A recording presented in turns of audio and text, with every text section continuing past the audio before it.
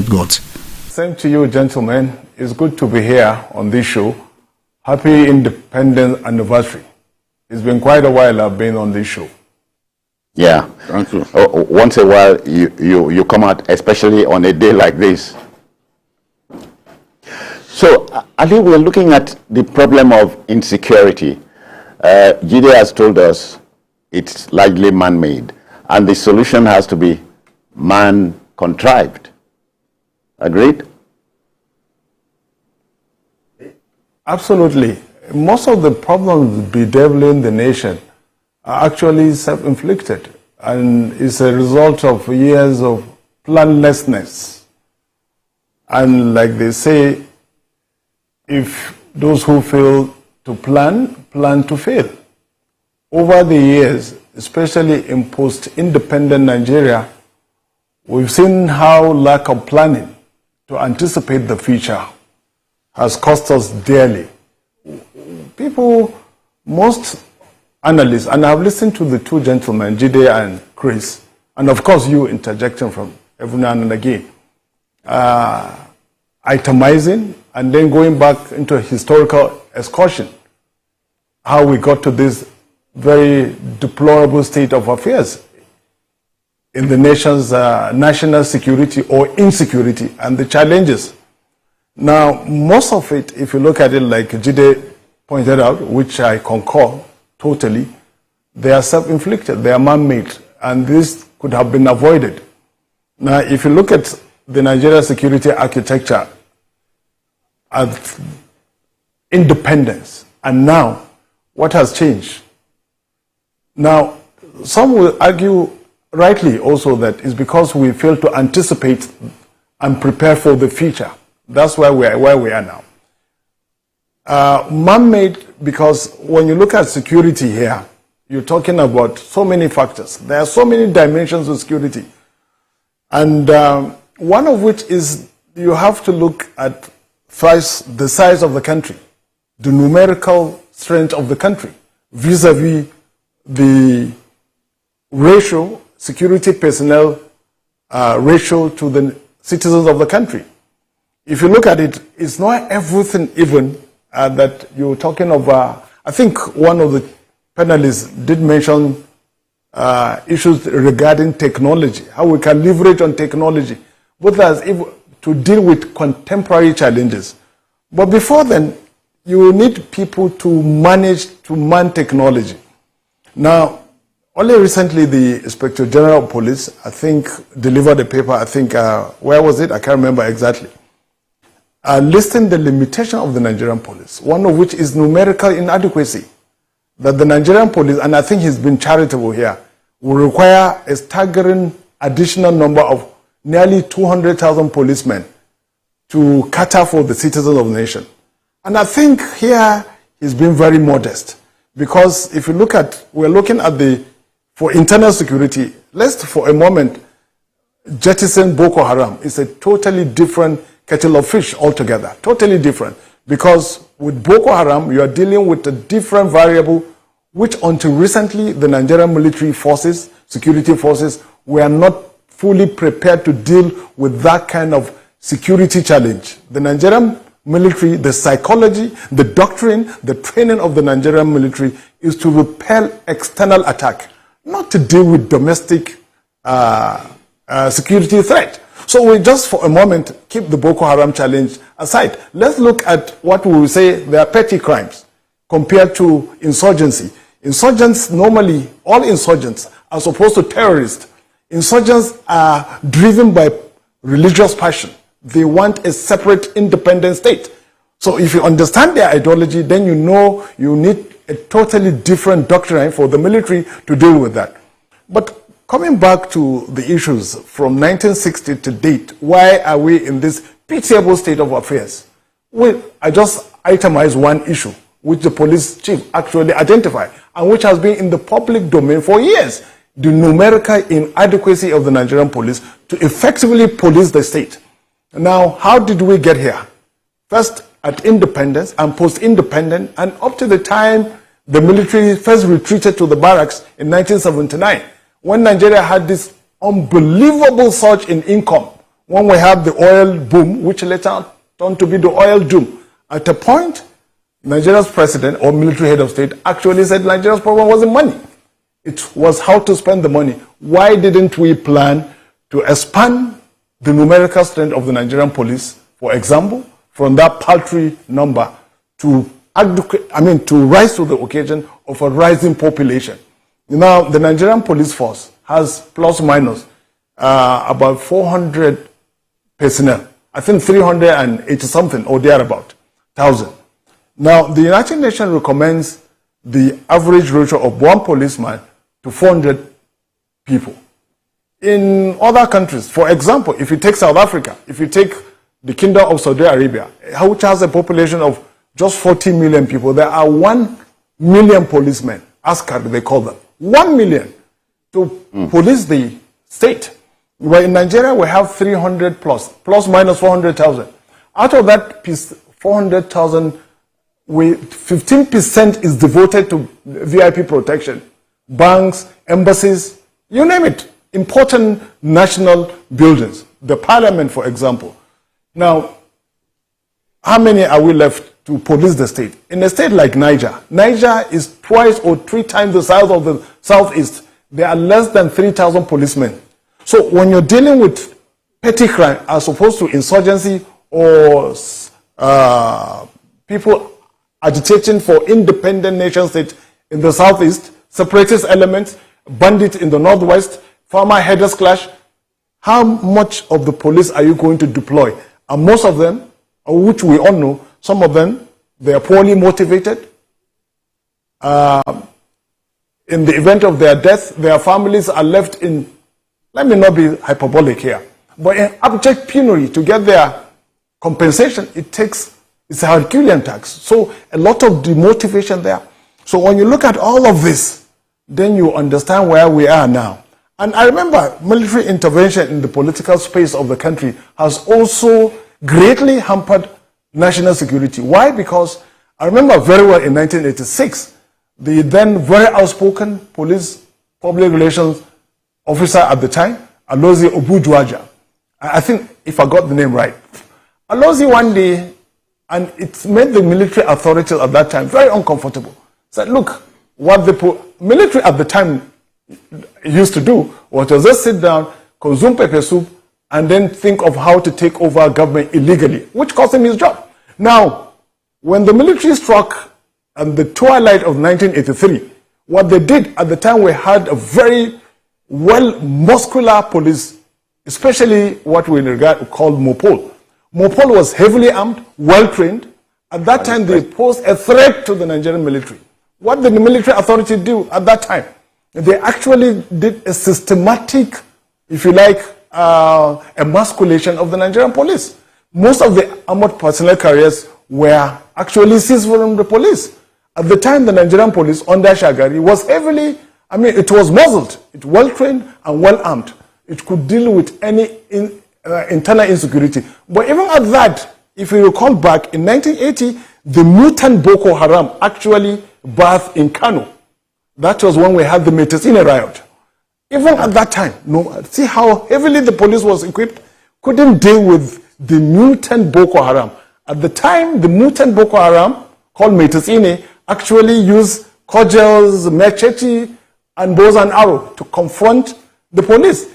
It was in the 11th hour, the military was asked to flush out the Boko Haram, the mutant Boko Haram called Metasine in Kano. Now, at the time the military took over in 1983, in the twilight of 1983, by 1984, under Buhari military regime, the mutant Boko Haram again reared itself in present-day Maiduguri in Bulunkutu.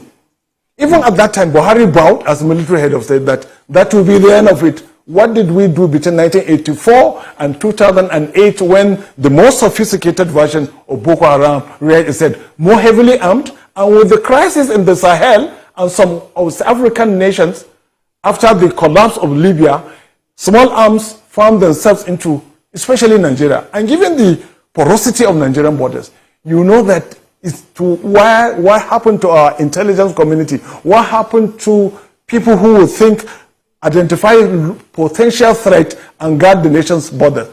This all boils down to lack of planning, planlessness. This is where it has led us. But you see, it's not too late. We can always, like they say, reboot, sit down, and then deal. For now, let's also look at what really caused Boko Haram. And I think some of the panelists, Jide has actually nailed it when he said, look, what happened when Mohammed Yusuf was arrested and handed over to police, and eventually he was, some accounts say he was cold-bloodedly murdered because some people, especially controlling the levels of power at the local level, did not want Mohammed Yusuf to spill the beans. And he was colossally in cold blood in the process, igniting this raging insurgency in the northeast, which has, in a way, found support beyond the shores of Nigeria. So now, even me as an ordinary reporter could say that, look, why has the Boko Haram insurgency lingered? It's because over time it has become a cash cow. Some are feeding fat on the insecurity, which, depending on how you look at it, has spilled over to the northern part of the country. In the northwest, which we've identified, in the north central, it's manifesting in farmer-herders clash. In the northwest, banditry-related issues. In the southeast, well, a different kind of agitation. So, unless we sit down, we look at some of these problems, lack of planning, numerical inadequacy of the Nigerian security forces, plus minus, all of them combined, civil defense, the Nigerian Army, the Nigerian Navy, the Nigerian Air Force, all of them put together, they are less than 1 million. So, what are we going to do at this juncture? I don't have all the answers. Most of us don't have all the answers, but I think these are, if you go back, for you to see the future, they say, you have to look backwards. We just, in the last 63 years, how we got to where we are, the security challenges we are facing, and how we got here.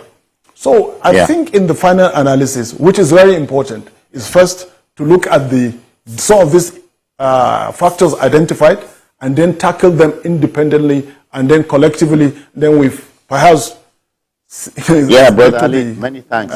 Many thanks for that. Happy holiday. Thank you. Happy holiday. Thank you for having me. Yes. Okay, CK, let's look at banditry, as an offshoot of Boko Haram. It appears to be here to stay, or so it seems. Yes, to a large extent. But in addition to, before going to that, in addition to some of the problem we also have in the area of insecurity has to do with our constitution. We've talked this time with our number. There's so much power within the center. If you understand what I mean? Yeah, the center is too powerful. It's too powerful. Where you have a centralized police system. If you understand what I mean? That is not how it is done in other parts of the world. If you travel out, you see that even counties or local governments have their own policing system. Okay. The states have their own police system. Then there's also a federal... CK, but you are looking at peculiar environment. No. Ours is a peculiar environment. There is not... If we are borrowing their democracy, is our democracy not the same? Is it not borrowed from the United States? So how come that we have certain things we want to borrow? The fact remains that, as we say, you rightly mentioned, the Nigerian police is barely over 300 and something thousand. Men. And they are saddled with the responsibility of taking care of internal security. What the military is doing is just an additional work, which is not constitutionally given to them. Yeah. The job of the military is for the external, to protect Nigeria against external aggression. That is it. That's all, yeah. So the civil defense can help out and other, but the fact is the police. Then you ask yourself, we don't have enough police? Are they well funded? What is the motivation? How well are these people motivated? So those are just, so it's not just about the acts. We place more emphasis on kinetics. We just believe that by carrying gun and going shoot and that is it. No. How much have we invested in intel? Intelligence. Citizen, if you are in the US, if you are UK, and in a very close environment. Somebody sees you with this bow hat walking around, and your face is not familiar. You'll be shocked that one old woman sitting by the window could easily call the police. Did they understand what I'm saying? Yes. We call the police as there is a strange face I'm seeing here. Please, can you come? And the police is prompt. That is what I'm saying. Yeah. In no time they are there. In no time they are there. And you know what that is? Ours is the trust deficit. If you call a Nigerian policeman here and say, there is somebody I'm seeing in this area now, will the Nigerian policeman come? You are told the vehicle has... You will be surprised that whatever information you have given, we even get to this thing. That is one. That's why people are scared. Yes. Two, the DPO in your area will tell you that he doesn't have fuel in his vehicle. So those are the things I'm talking about. So security is not just about carrying gun and just... Ali captured it when he said in Buhari's first coming as a military man, systematically the Nigeria police was made... No, it was deliberate. It was deliberate on the part of the military then. Yeah. Because they saw the police as a second force. You know, there's regular police, there's mobile police force. The mobile police force, I will call it like a semi-military force. Okay. It's not like your normal... There's a name we used to have there, kill and go. Kill and go. Under Deus, the former IG. Still kill and go. And they feel that if these people are well empowered, you'll be surprised that one day the police will just come over and take over government from the military. So there was a systematic... They had more tanks. Yes, they had more tanks. The APCs, I remember, they seized them. Yes. So what, in essence, is that we have to look at it holistically and be able to look at what can work for us and adequately also make sure that there is a collaboration, because the problem has always also been, when we talk of sharing of intelligence, the policeman is not ready to share any intelligence with the army man. He's not ready to share with his... In fact, I think the chief of defense staff or one of the minister of defense at one point raised so much about. So it is a wider scenario that we need to look at, just beyond just having just the equipment. You can have the equipment, but if you don't have the people to be able to manage, then it becomes a problem. So nothing more to add, as they say. So it's to go back to the basics. We must retool the police, as it were. There's no other magic. No, we have to empower the police to undertake some of the tasks that the army currently undertakes. The army, for example, shouldn't be involved in taming banditry. That's not their job. Mm-hmm. Their job should be about maintaining the territorial integrity of our nation. You know, or putting down, confronting rioters, confronting bandits and all that. That's the job of the police. Yeah. Because unlike the army, the police is not trained to kill. And they have equipment at their disposal that they can use to quell a riot without necessarily firing a gun. The army doesn't go around with water cannons, for example. But the police has water cannons. And I bet you prefer to be fired at with the water cannon than with live bullets. So we need also, for a long time, we are not recruiting to the police. We need to now consistently begin to recruit into the police, because we don't have enough police. That's a fact. For the size of our nation, the size of our population, we don't have enough police. So we need to recruit more so that the police will be will have enough strength in numbers. Recruitment should be holistic, because wahala in the police will start from the recruitment ground. There was, they've been quarreling amongst themselves between the IG and the Police Service Commission, who should recruit, who should handle the recruitment. And the police are saying, look, since we are the ones to train them, we should be the ones to recruit, So they need to sort that out if they have not sorted it out already, and recruit consistently every year. Let's have, if it is 1,000 that will bring into the force every year, let's do that consistently to make up for years that we did not bother to recruit into the force. And every year, in fact, every day, we are losing policemen in battle situations. Yeah. Some of them are retiring. Needlessly. Yes, some of them are retiring. Some of them are even quitting. So why wouldn't we replace people who have left? Okay. Thank you. Siki, and quickly, let's talk about agitation. In this case, you talked about MASAB, IPOB, and related groups in the country. Yes, okay. Yes, we are talking about agitation. That is, when I started, I talk about the issues within the South-South, the Southeast, and even what I'm listening to. Yeah, but I still believe that we should go through the carrot and stick approach. The carrot and stick political solutions to some of this problem. Let us look at the carrot and stick. Yes, carrot and stick approach. If you look at it, if you see it in the Southeast now, all the governors have been saying, all the elders, all the leaders of thought have been saying, let us find a way of releasing Nnamdi Kanu. If we release him, let us see who will come up in the Southeast and say, why I'm doing this because Nnamdi Kanu is a distant. Yeah. Yes, but there must also be a commitment from Nnamdi Kanu himself.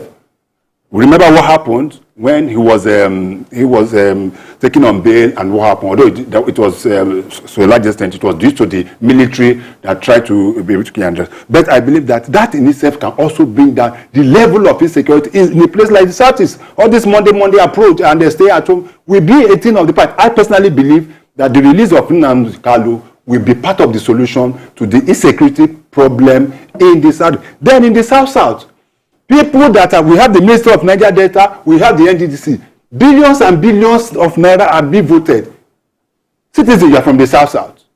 In your area, can you say that you have felt the impact of these billions that have been spent, that have been given to NDDC? And in your area, your state is one of the highest oil producing states in the country. Yeah. I expect that certain things to be in your village. But are they there? So some of these agitations. My brother no did there. But finally, to me, also is the police. If we are spending half of what we are spending on the military, on the police, if we give it to the police, we'll get it right. We are spending so much on the military, but the internal security, which is the police, we are not spending so much on our police.